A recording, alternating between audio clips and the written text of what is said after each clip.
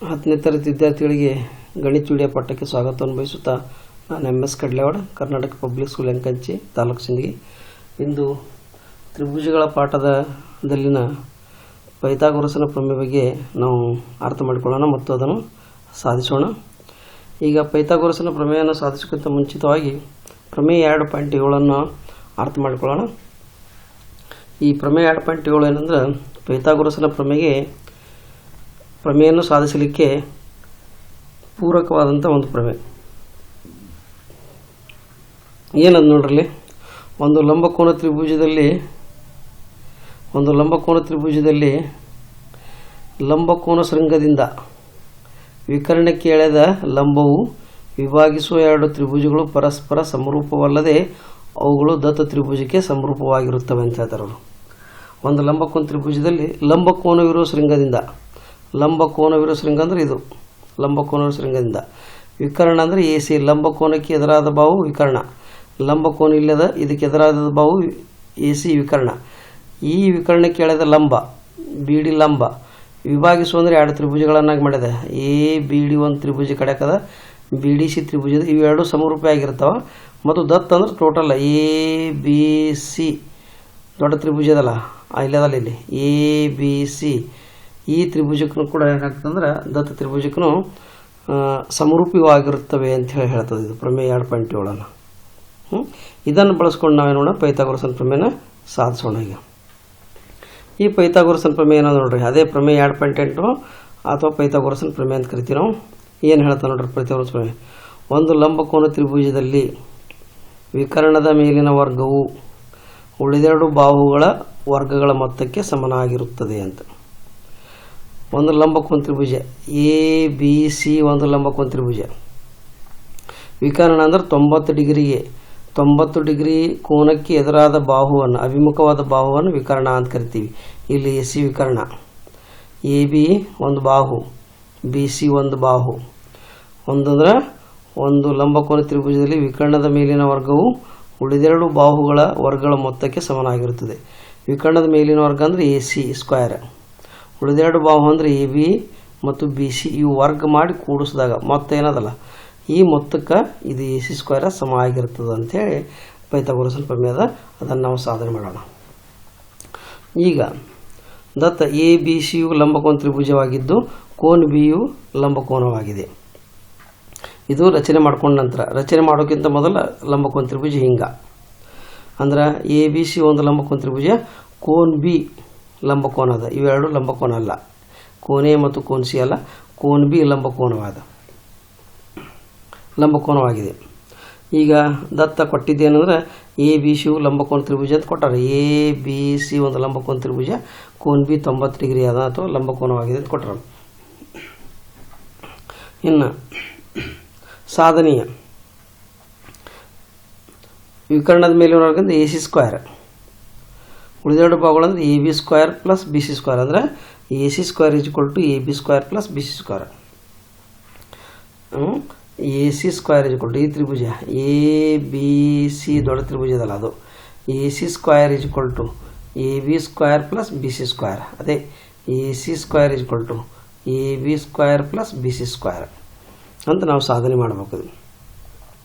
ನಾವು ಸಾಧನೆ ಮಾಡಿ ತೋರಿಸ್ಬೇಕು. ಇನ್ನಿಲ್ಲಿ ಇಷ್ಟೇ ನಮಗೆ ಚಿತ್ರ ಸಾಲೋದಿಲ್ಲ, ABC ಇಷ್ಟೇ ತ್ರಿಭುಜ ಸಾಲೋದಿಲ್ಲ. ನಾವೇನು ಮಾಡ್ಬೇಕಂದ್ರೆ ರಚನೆ ಮಾಡ್ಕೋಬೇಕು. ಏನು ರಚನೆ ಮಾಡ್ಕೋಬೇಕು, ಈ ಲಂಬಕೋನ ಶೃಂಗ ಅದಲ್ಲ ಆ ಲಂಬಕೋನ ಶೃಂಗದಿಂದ ಈ ವಿಕರ್ಣಕ್ಕೆ ಏನು ಮಾಡಬೇಕು, ಒಂದು ಲಂಬ ಎಳ್ಕೋಬೇಕು, ಒಂದು ಲಂಬಗಿರಿ ಎಳ್ಕೋಬೇಕು. ಅಂದ್ರೆ BD ಲಂಬ ಚಿಹ್ನೆ ಇದು, BD ಲಂಬ AC ಎಳೆಯಿರಿ, BD ಲಂಬ AC ವಿಕರ್ಣ. ಈ ಲಂಬಕೋನ ಅದಲ್ಲ ಈ ಶೃಂಗದಿಂದ ಈ AC ಕರ್ಣ ಅದಲ್ಲ ಈ ಕರ್ಣಕ್ಕೆ ಒಂದು ಲಂಬವಾಗಿ ಎಳ್ಕೊಳ್ಳೋದು. ಇದು ರಚನೆ ಮಾಡಿದ ಒಳಗೆ ಚಿತ್ರ, ಇದು ರಚನೆ ಮಾಡೋಕ್ಕಿಂತಲೇ ಇದು ಚಿತ್ರ.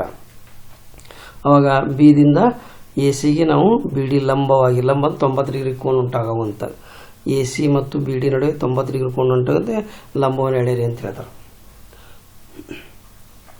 ಲಂಬನ ಎಳೆದೆವು. ಈಗ ಇಲ್ಲಿ ಎಷ್ಟು ತ್ರಿಭುಜ ಅದ ನೋಡ್ರಿ, ಲಂಬ ಎಳೆದಾಗ 1 2 ಟೋಟಲ್ ದೊಡ್ಡ ತ್ರಿಭುಜ ಮೂರು ತ್ರಿಭುಜಗಳದಾವೆ. ಈಗ ಸಾಧನೆ ಮಾಡಬೇಕು, ನಾವು ಸಾಧಿಸಿ ತೋರಿಸ್ಬೇಕು. ತ್ರಿಭುಜ ADB ಚಿತ್ರ ಮೇಲೆ ತಿಳ್ಕೋಬೇಕು. ಎ ಎಲ್ಲದ ಇಲ್ಲದ ಡಿ ಎಲ್ಲದ ಇಲ್ಲದ, ಬಿ ಎಲ್ಲೈತಿ ಇಲ್ಲದ. ಹಾಂ, ಎ ಡಿ ಬಿ ತ್ರಿಭುಜ, ಎ ಡಿ ಬಿ ಇದೊಂದು ತ್ರಿಭುಜ, A D B. A D B ತ್ರಿಭುಜ, ತ್ರಿಭುಜ ತ್ರಿಭುಜ ಎ ಡಿ ಬಿ ತ್ರಿಭುಜ. ಈ ತ್ರಿಭುಜ ಸಮರೂಪಿ, ಇದು ಸಮರೂಪಿ ಚಿಹ್ನೆ. ಸಮರೂಪಿ ಅದಕ್ಕೆ ತ್ರಿಭುಜ ಎ ಬಿ ಸಿ, ಎ ಇಲ್ಲದ ಎ ಬಿ ಸಿ ತ್ರಿಭುಜ, ದೊಡ್ಡ ತ್ರಿಭುಜಕ್ಕೆ. ಇದು ಎ ಡಿ ಬಿ ಅಂದ್ರೆ ಸಣ್ಣ ತ್ರಿಭುಜ, ಎ ಬಿ ಸಿ ಅಂದ್ರೆ ದೊಡ್ಡ ತ್ರಿಭುಜ, ದೊಡ್ಡದು. ಎ ಬಿ ಸಿ ಅಂದ್ರೆ ಇದು ಟೋಟಲ್, ಈ ತ್ರಿಭುಜ ದೊಡ್ಡದು. ಎ ಬಿ ಸಿ ಅಂದ್ರೆ ದೊಡ್ಡ ತ್ರಿಭುಜ, ಎ ಡಿ ಬಿ ಅಂದ್ರೆ ಈ ತ್ರಿಭುಜ. ಈ ತ್ರಿಭುಜಗಳ ಇವು ಸಮರೂಪಿ. ಯಾವ್ದು ಪ್ರಮೇಯ 2.7 ಪ್ರಕಾರ. ಇಲ್ಲೇ ಅದಲ್ಲ ಪ್ರಮೇಯ 2.7, ಪ್ರಮೇಯ 2.7 ವಿಭಾಗಿಸುವಂತ ಹೇಳ್ತಾರಲ್ಲ. ಲಂಬಕೋನರ ಸುರಂಗದಿಂದ ಎ ಸಿಗೆ ಎಳೆದಂಥ ಲಂಬವು ವಿಭಾಗಿಸುವ ಎರಡು ತ್ರಿಭುಜಗಳು ಸಮರೂಪಿಗಳಾಗಿರ್ತವೆ ಮತ್ತು ದತ್ತ ತ್ರಿಭುಜಕ್ಕೆ ಸಮರೂಪಿ ಆಗಿರುತ್ತವೆ ಅಂತ ಹೇಳಿಲ್ಲ. ಅದರ ಪ್ರಕಾರ ತ್ರಿಭುಜ ಎ ಡಿ ಬಿ ಸಮರೂಪಿ ತ್ರಿಭುಜ ಎ ಬಿ ಸಿ. ಪ್ರಮೇಯ 2.7 ಪ್ರಕಾರ ಇವೆರಡು ತ್ರಿಭುಜಗಳು ಸಮರೂಪಿ ಅದು. ಯಾವೆರಡು ತ್ರಿಭುಜ? ಎ ಡಿ ಬಿ ಒಂದು ತ್ರಿಭುಜ, ಎ ಬಿ ಸಿ ದೊಡ್ಡ ತ್ರಿಭುಜ. ಇನ್ನು ಎರಡು ತ್ರಿಭುಜಗಳು ಸಮರೂಪಿ ಆದ ಬಳಿಕ ಅವುಗಳ ಅನುರೂಪ ಭಾವಗಳನ್ನು ಸಮಾನುಪಾತದಲ್ಲಿ ಬರ್ಲಿಕ್ಕೆ ಬರ್ತದೆ. ಅನುರೂಪ ಭಾವ ಅಂದರೆ ಯಾವ್ಯಾವ? ಕೋನ್ ಬಿ 90 ಅದ. ಆನಂತರ ಎ ಡಿ ಬಿ ತ್ರಿಭುಜದಾಗ ಇದು ಬಿ ಡಿ ಸಿ ಒಳ A D total A B C ತ್ರಿಭುಜದೊಳಗೆ ಇಲ್ಲ ನೋಡ್ರಿ, total A B C ತ್ರಿಭುಜದೊಳಗೆ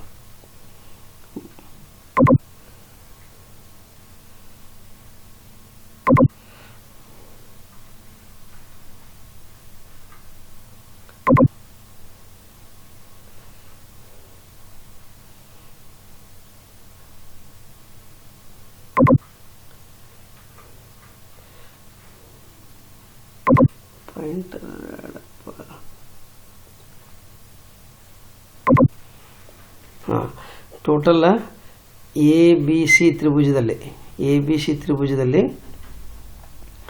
A B C ತ್ರಿಭುಜದಲ್ಲಿ ಕೋನ್ ಬಿ 90 ಡಿಗ್ರಿ ಅದಲ್ಲಿ.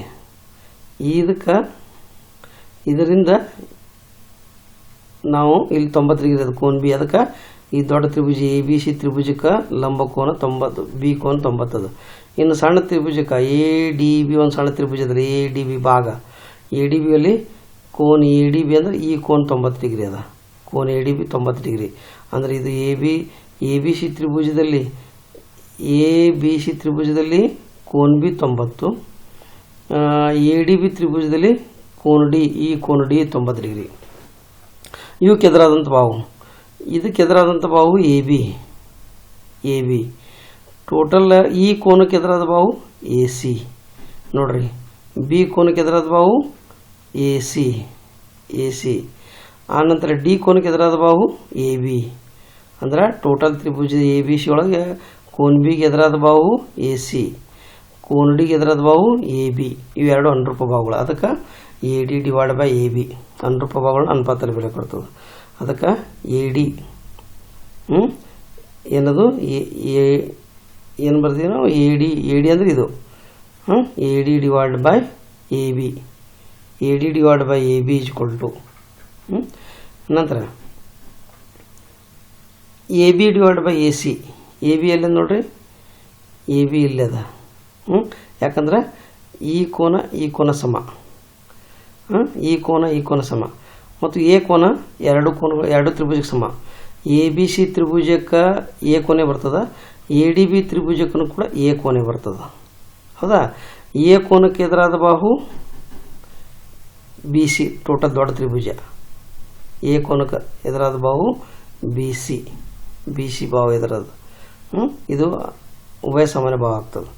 ಈಗ ನಾವು ತೊಗೊಂಡಿದ್ದು ಎ ಡಿ ಬಿ ತ್ರಿಭುಜ ತೊಗೊಂಡಿವಿ ಮತ್ತು ಎ ಬಿ ಸಿ ತ್ರಿಭುಜ ತೊಗೊಂಡಿವಿ. ಇದು ಕೋನ್ ಬಿ ಈಕ್ವಲ್ ಟು 90 ಅದ. ಕೋನ್ ಬಿಗೆ ಎದುರಾದ ಬಾವು ಎ ಸಿ. ಆನಂತರ ಕೋನ್ ಡಿಗೆ ಎದುರಾದ ಬಾವು ಎ ಬಿ. ಅಂದರೆ ಎ ಬಿ ಮತ್ತು ಎ ಸಿ ಎರಡು ಅನುರೂಪ ಭಾವಗಳದು. ಅದಕ್ಕೆ A B divide by A C ಅನುರೂಪ ಭಾವಗಳ ಅನುಪಾತದಲ್ಲಿ A B divide by A C equal to. ಆನಂತರ ಈ ಕೋನ ಸ್ಟಾರ್ ಹಾಕಿ ನೋಡಿ, ಈ ಕೋನ ಸಮ. ಈ ಕೋನ ಸ್ಟಾರ್ ಹಾಕಿ ನೋಡಿ ಇಲ್ಲಿ. ಈ ಕೋನಕ್ಕೆ ಎದುರಾದ ಬಾವು ಎ ಡಿ, ಈ ಕೋನಕ್ಕೆ ಎದುರಾದ ಬಾವು ದೊಡ್ಡ ತ್ರಿಭುಜದ್ದು ಸಿ ಅದ. ಸಿ ಅಂದ್ರೆ ದೊಡ್ಡ ಎ ಬಿ ಸಿ ತ್ರಿಭುಜದ ಕೋನ ಇದು ಸಿ. ಈ ಕೋನಕ್ಕೆ ಎದುರಾದ ಬಾಹು ಎ ಬಿ ಅದ. ಅದಕ್ಕೆ A D divide by A B. A D ಮತ್ತು ಎ ಬಿ ಅನುರೂಪ ಬಾಹುಗಳು. ಅನುರೂಪ ಬಾಹುಗಳು ಅಂದ್ರೆ ಈ ಕೋನ ಸಮ. ಇದಕ್ಕೆ ಎದುರಾದ ಬಾಹು ಎ ಡಿ.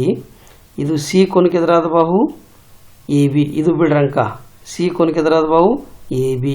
ಅದಕ್ಕೋಸ್ಕರ A D divide by A B ಅನುರೂಪ ಬಾಹುಗಳು ಅನುಪಾತ ಇಜ್ಕೊಳ್ಟು A B divide by A C. ಈಗಾಗಲೇ ಹೇಳಿದ್ದೀನಿ. ಎ ಬಿ ಅಂದರೆ ಯಾಕೆ ಇದು 90 ಡಿಗ್ರಿ ಅದ. ಇದಕ್ಕೆ ಎದುರಿದ್ದ ಬಾಹು ಎ ಸಿ. ಇದು ಡಿ ಕೋನ 90 ಈ ಕಡೆ ಎದುರದ ಬಾಹು ಎ ಬಿ ಅದ. ಅದಕ್ಕೆ A B divide by A C. ಮೊದಲು ನಾವು ಮೊದಲ ಯಾವ ತ್ರಿಭುಜದ ಬಾಹುಗಳನ್ನು ಮೇಲ್ಗಡೆ ತೊಗೊಂಡಿರ್ತೀವಿ ನಂತರ ಕೂಡ ಅದೇ ತ್ರಿಭುಜದ ಬಾಹುಗಳನ್ನು ಮೇಲೆ ತೊಗೋಬೇಕು. ಮೊದಲ ಎ ಡಿ ತೊಗೊಂಡಿವಿ. ಈ ಸಣ್ಣ ತ್ರಿಭುಜದ ಎ ಡಿ ಬಿ ತ್ರಿಭುಜದ ಎ ಡಿ ತೊಗೊಂಡಿವಿ.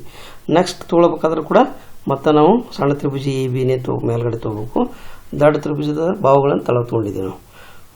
ಇದು ಮೊದಲು ಯಾವ ತ್ರಿಭುಜದ ಬಾಹುಗಳನ್ನು ನಾವು ಮೇಲ್ಗಡೆ ಅಂಶದಲ್ಲಿ ಇಟ್ಕೊಂಡು ಅದನ್ನೇ ಮುಂದುವರಿಸಬೇಕು.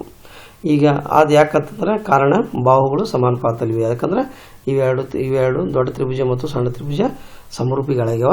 ಅವುಗಳ ಅನುರೂಪ ಬಾಹುಗಳನ್ನ ಸಮಾನುಪಾತದಲ್ಲಿ ಬರಲಿಕ್ಕೆ ಬರ್ತದಂತ. ಇನ್ನು ಇದನ್ನೇ ಓರೆ ಗುಣಾಕಾರ ಹೆಂಗಂದ್ರೆ ಎ ಸಿ ಕಡೆ ಬಾಗ್ಲೆ ಅದ. ಎಡಗಡೆ ತೊಗೊಂಬಂದ್ಬಿಡೋನು ಗುಣಾಕಾರ ಆಗ್ತದೆ. ಎ ಡಿ ಇಂಟು ಇದು ಚಿಹ್ನೆ. ತಳಗೆ ಬಂದ್ರೆ ಪಾಯಿಂಟ, ನಡು ಬಂದ್ರೆ ಗುಣಾಕಾರ ಚಿಹ್ನೆ ಅಂದಂಗೆ. A D into A C ಇದು ಓರೆ ಗುಣಾಕಾರ ಮಾಡೋದು. ಅಂದ್ರೆ ಎ ಸಿ ಈ ಕಡೆ ತೊಗೊಂಬಂದ್ಬಿಡೋನು. ಅದು ಎ ಡಿ ಮತ್ತು ಎ ಸಿ ನಡುವೆ ಗುಣಾಕಾರ ಆಗ್ತದೆ. A D into A C ಇಜ್ಕೊಳ್ಟು ಎ ಬಿ ತಳಗದಿಲ್ಲ, ಎಡಗಡೆಗೆ ಅದ, ಛೇದದಾಗ ಅದ. ಅದನ್ನು ಬಲಗಡೆ ತೊಗೊಂಬಂದ್ರೆ ಗುಣಾಕಾರ A B into A B ಓರೆ ಗುಣಾಕಾರ ಮಾಡಲಾಗಿ ಓರೆ ಗುಣಾಕಾರ ಮಾಡಿದಾಗ ನೆಕ್ಸ್ಟ್ ಏನಾಗ್ತದೆ A D into A C ಇವು ಅಟ್ಟೆ ಉಳಿತದೆ. A D into A C ಅಷ್ಟೇ ಹೇಳ್ರಿ. ಎ ಬಿ ಎರಡು ಏನದ ಸಜಾತಿ ಪದಗಳದಾವ. A B into A B square ಆಗ್ತದೆ. ಇದು ಸಮೀಕರಣ 1 ಅಂತ ಕರೆಯೋಣ. ಇಕ್ವೇಷನ್ 1 ಇದು ಇಕ್ವೇಷನ್ 1. ನೆಕ್ಸ್ಟ್ ಇನ್ನೆರಡನೇದಾಗಿ ಮೊದಲು ನಾವು ಎ ಡಿ ಬಿ ತ್ರಿಭುಜ ತಗೊಂಡು ಎ ಡಿ ಬಿ ತ್ರಿಭುಜ ಇದು ರಚನೆ ಮಾಡೋಕ್ಕಿಂತ ಮೊದಲ ಎ ಬಿ ಸಿ ತ್ರಿಭುಜ ಲಂಬಕೋನ ತ್ರಿಭುಜ ರಚನೆ ಆದ ಬಳಿಕ ಇದು ಚಿತ್ರ. ಮೊದಲ ಎ ಡಿ ಬಿ ತ್ರಿಭುಜ ತೊಗೊಂಡು ಸಣ್ಣದು, ಆನಂತರ ಎ ಬಿ ಸಿ ತ್ರಿಭುಜ ತೊಗೊಂಡು ದೊಡ್ಡದು. ಈಗ ಹೋಲಿಕೆ ಮಾಡಿ ಅನುಪಾತ ಬರೆದು A D into A C ಕೊಟ್ಟು ಎ ಬಿ ಸ್ಕ್ವೇರ್ ಸಮೀಕರಣ 1 ಬರ್ತೀವಿ ನಾವು. ಇನ್ನು ಎರಡನೇದು ಯಾವ್ದು ತೊಗೋಬೇಕು? ಇಲ್ಲಿ ಅದೇ ಚಿತ್ರ ಇಲ್ಲಿ ಹಾಕಿದ್ದೀನಿ ಇದಕ್ಕಂತ. ಇನ್ನು ಯಾವತ್ತು ತೊಗೋಬೇಕಂತಾರೆ ಬಿ ಡಿ ಸಿ ತ್ರಿಭುಜ ತೊಗೋಬೇಕು. ಆಗಲೇ ಎ ಡಿ ಬಿ ತೊಗೊಂಡಿದ್ದೆ ನಾವು. ಎ ಡಿ ಬಿ ತ್ರಿಭುಜ ತೊಗೊಂಡಿ ನಾವು. ಈಗ ತೊಗೊಳ್ಳೋದು ಬಿ ಡಿ ಸಿ ಈ ಸಿ ತ್ರಿಭುಜ ಸಣ್ಣ ತ್ರಿಭುಜ ಮತ್ತು ಇದು ಟೋಟಲ್ ದೊಡ್ಡ ತ್ರಿಭುಜ. ಇದು ಎ ಬಿ ಸಿ ದೊಡ್ಡ ತ್ರಿಭುಜ. ಬಿ ಡಿ ಸಿ ಸಮರೂಪಿ ತ್ರಿಭುಜ ಎ ಬಿ ಸಿ.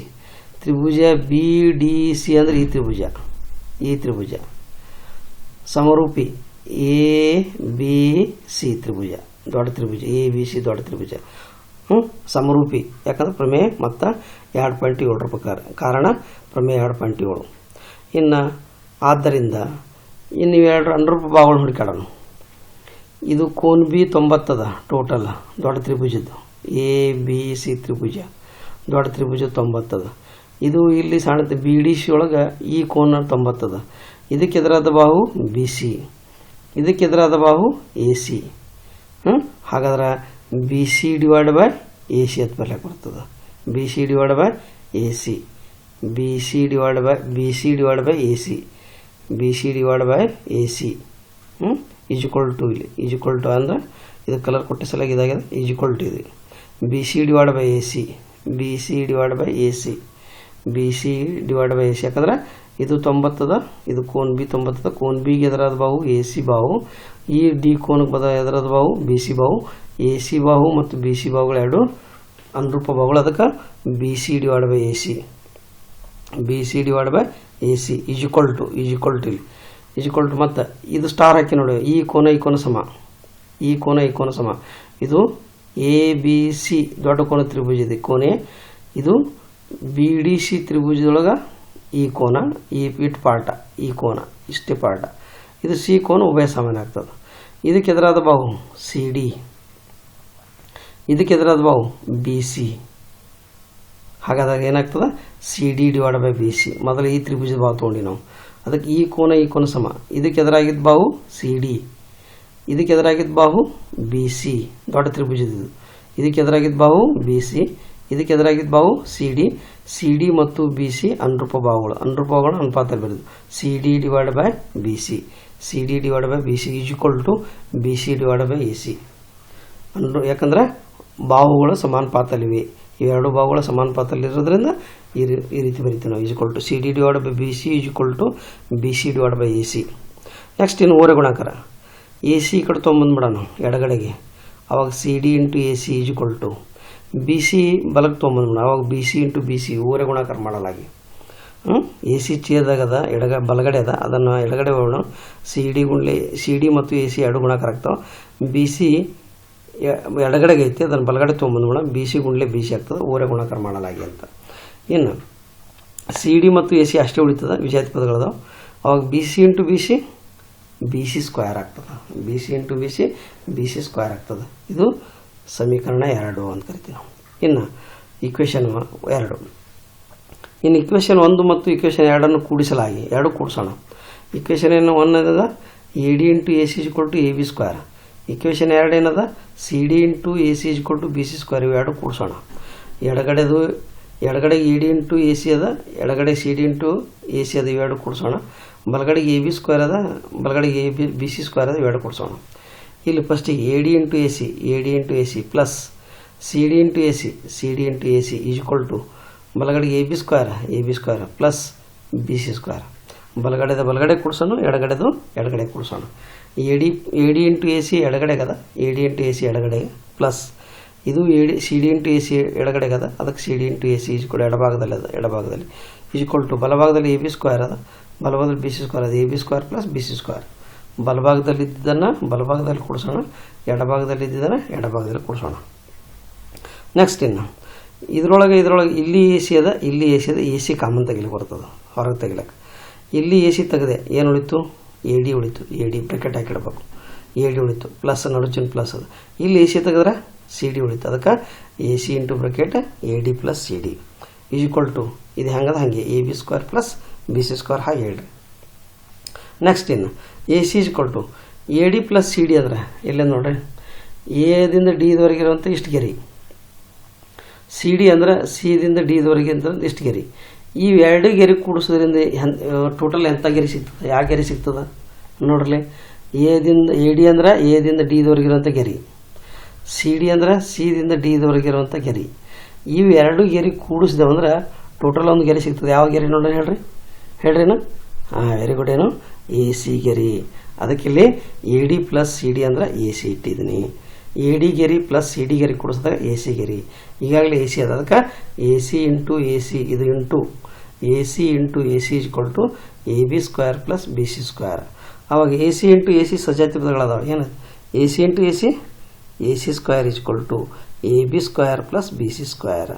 ಈ ರೀತಿ ನಾವು ಸಮರೂಪತೆ ತತ್ವದ ಅದರ ಮೇಲೆ ನಾವು ಪೈಥಾಗೊರಸ್ನ ಪ್ರಮೇಯನ ಸಾಧನೆ ಮಾಡಿದೆವು ಅಂತ. ಅದಕ್ಕೆ ಇಲ್ಲಿ ಅದಲ್ಲ A C square equal to A B square plus B C square. ವಿಕರ್ಣದ ಮೇಲಿನವರೆಗೆ ವಿಕರ್ಣ ಎ ಸಿ ಸ್ಕ್ವೇರ್, ಉಳಿದೆರಡು ಬಾವುಗಳು ಎ ಬಿ ಮತ್ತು ಬಿ ಸಿ ಉಳಿದದ. ಅದಕ್ಕೆ A C square equal to A B square plus B C square ಅಂತ ನಾವು ಸಾಧನೆ ಮಾಡಿದೆವು ಅಂತೇಳಿ. ಈ ರೀತಿ ನಾವು ಸಾಧನೆ ಮಾಡಬೇಕು ಅಂತ. ಇಲ್ಲಿ ಅದಲ್ಲ ಇದೇ ಚಿತ್ರ. ಲಂಬಕೋನ ತ್ರಿಭುಜ ಎ ಬಿ ಸಿಯಲ್ಲಿ A C square, A C ಅಂದರೆ ಇದು A C square equal to A B square ಅಂದ್ರೆ A B square plus B C square ಸಾಧನೆ ನಾವು ಮಾಡಿದೆವು ಅಂತ. ಈಗ ಈ ವಿಡಿಯೋ ಲೈಕ್ ಆದರೆ ಎಲ್ಲರಿಗೂ ಶೇರ್ ಮಾಡಿ, ತಪ್ಪದೇನು ಮಾಡಿರಿ ಸಬ್ಸ್ಕ್ರೈಬ್ ಆಗೋದ್ರಿಂದ ಮೊಬೈಲ್ದಲ್ಲಿರುವಂಥ ಕರೆನ್ಸಿ ಕಟ್ ಆಗೋದಿಲ್ಲ. ನಾನು ಬಿಟ್ಟಂಥ ವಿಡಿಯೋ ತಮಗೆ ಮೆಸೇಜ್ ಕೊಡ್ತದೆ ಮತ್ತು ತಾವು ನೋಡಿ ಇದನ್ನು ಮತ್ತು ಬೇಗನೆ ಅರ್ಥ ಮಾಡಿಕೊಳ್ಳಕ್ಕೆ ಅಥವಾ ಕಲಿಲಿಕ್ಕೆ ಅನುಕೂಲ ಆಗ್ತದೆ ಅಂತೇಳಿ.